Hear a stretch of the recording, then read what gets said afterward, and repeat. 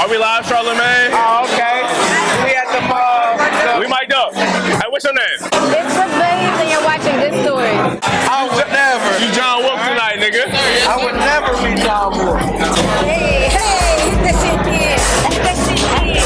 Alright. I'm Simone and you're watching Good Stories. Hey, can we cuss or all? Oh, I forget. What's up?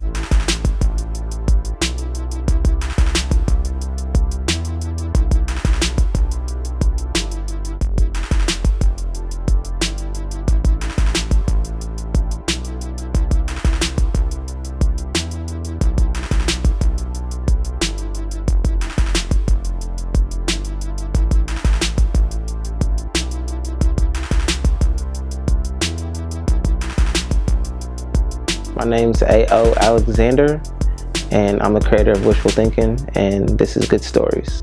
So the inspiration behind the brand was when I graduated from high school.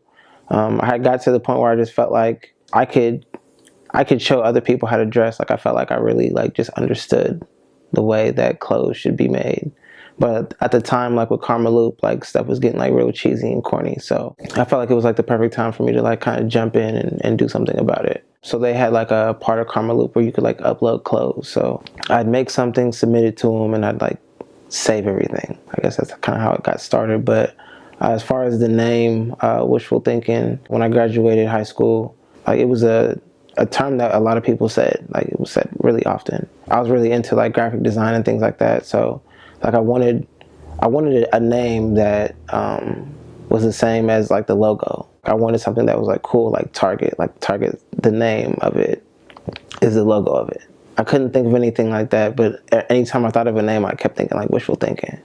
And I was like, you know what? I'm just gonna go with that. That's gonna be the way that I kind of jump into this, my aim.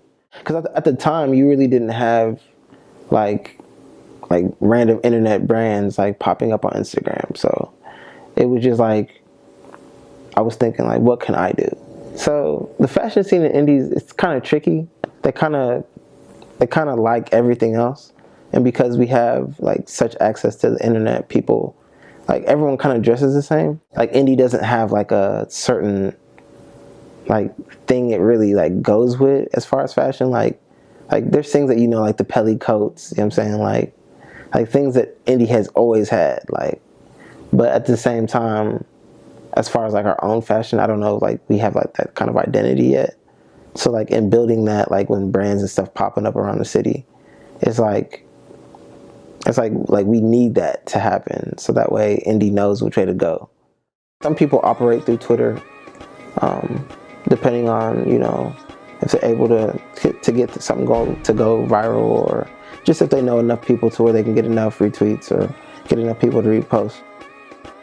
Luckily for me, I get a little bit of traction on Twitter, so sometimes I post on Twitter and on Instagram. I normally do both, but just to kind of hit everyone that doesn't have Instagram or everyone that doesn't have Twitter, I'd always do both. But just as far as social media goes, I feel it's an essential tool, because it takes people through the trip with you before you can get to the pop-up, and it also is a good archive for people to also reference and say, okay, well, I'm looking into what else the city offers. Oh, I missed Wishful Thinkin pop up on, such and such date. They're able to go back and reference that, so it's a really good archive. So as far as things your brand, I feel it's almost essential.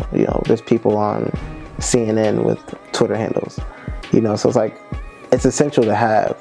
At the same time, but growing your brand, it's also good to be able to watch what other people do, be aware of your peers and things like that. So social media is a necessary evil, but it's something that is definitely needed for your brand growth and things like that. I think I'm able to I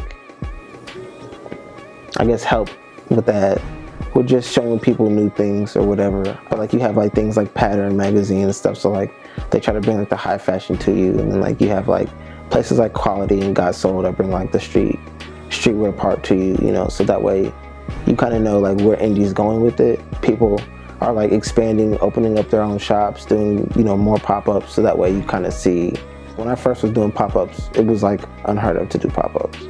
like now it's like happening more often, so people are understanding like why it should be done, how it can grow their brand and things like that. I'm glad that Indy is now becoming like a city that you can look forward to having events in and like doing things, because like a lot of events that you go to, you see people wearing a lot of the clothes that you saw at the pop-ups, and it's like driving people to start dressing different, you know. So I'm glad I can play my part in like the social scene of that. But as far as like clothing goes, I think Indy's starting to understand what fits them, and a lot of the brands that are coming here are only here based. So if they make it online, they make it online.